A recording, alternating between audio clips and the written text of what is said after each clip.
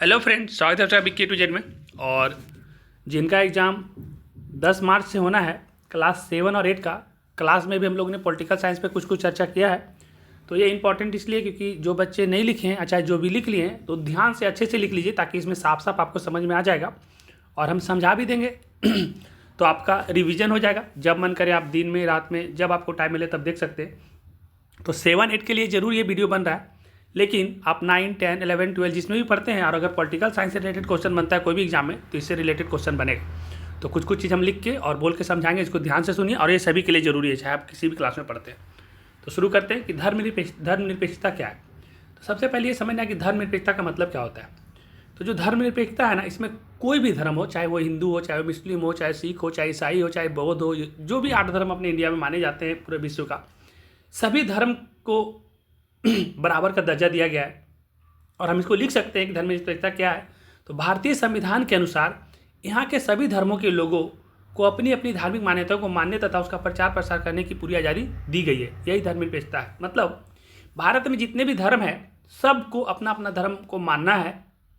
कोई भी धर्म बड़ा और छोटा नहीं, और सब अपना धर्म का पूरा तरह से प्रचार प्रसार और उसके जो भी कल्चर है उसको मानने की पूरी आज़ादी दी गई है। यही है धर्मनिरपेक्षता कि सभी धर्मों को अपने अपने अधिकार और अपने अपने धर्म को मानने का पूरा पूरा छूट है। ठीक है, इसके आगे बढ़ते हैं। धर्मनिरपेक्षता की आवश्यकता क्यों है। अगर ऐसा पूछ दिया जाए कि धर्मनिरपेक्षता की आवश्यकता क्यों है, तो आप लिखेंगे कि भारत में विश्व के 8 प्रमुख धर्म हैं, जैसे हिंदू, इस्लाम यानी कि मुस्लिम, सिख, ईसाई, पारसी, बौद्ध, जैन और यदुही। ये 8 धर्मों में इन सभी धर्मों के मानने वाले लोग अपने अपने धार्मिक कार्यों को आज़ादी से कर सकते, और ये चाहे जिस भी धर्म में है सब अपने धर्म को मानेंगे और अपने अपने जो भी धार्मिक कार्य जिनका है, जिनका हिंदू में पूजा पाठ होता है, मुस्लिम में जाएंगे तो उनका नमाज होता है, तो सबका अपना अपना जो भी धर्म है उसको अपने हिसाब से करेंगे और उसको पूरा आज़ादी है, अपने हिसाब से मान सकते हैं।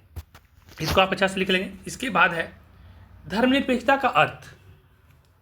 धर्मनिरपेक्षता का अर्थ है कि सभी धर्मों के लोगों को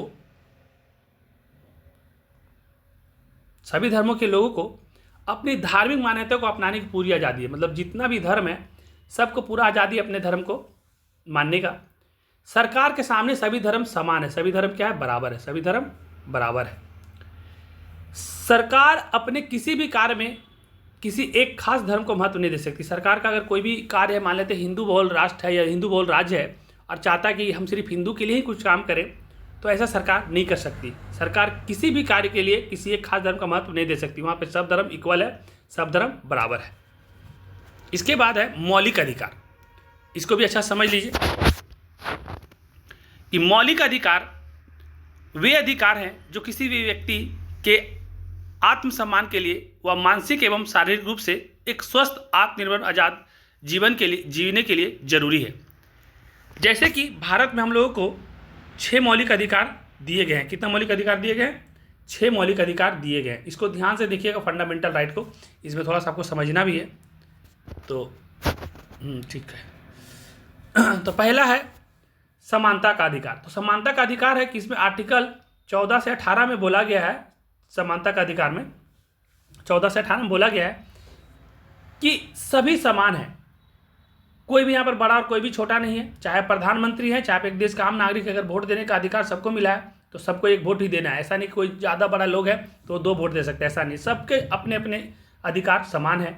और दूसरा है स्वतंत्रता का अधिकार। ये स्वतंत्रता का अधिकार 19 से 22 में है, आर्टिकल 19 से 22 में है। शोषण के विरुद्ध अधिकार ये 23 से 24 में है। शोषण का विरुद्ध अधिकार 23 से 24 में अनुच्छेद। उसके बाद है धार्मिक स्वतंत्रता का अधिकार। तो धार्मिक स्वतंत्रता का अधिकार 25 से 28 में है। उसके बाद सांस्कृतिक और शिक्षा का अधिकार अनुच्छेद 29 से 30 में है। और संवैधानिक उपचारों का अनुसार अनुच्छेद 32 में है। तो इस तरह से ये 6 आपका मौलिक अधिकार हो गया। और इसके बाद कुछ नहीं है। इसके बाद बाकी जो रहेगा हम आपको शाम तक और भी वीडियो देंगे। इसको आप देख के अच्छा से नोट कर लीजिए क्योंकि कुछ ना कुछ क्वेश्चन एग्जाम में लड़ेगा।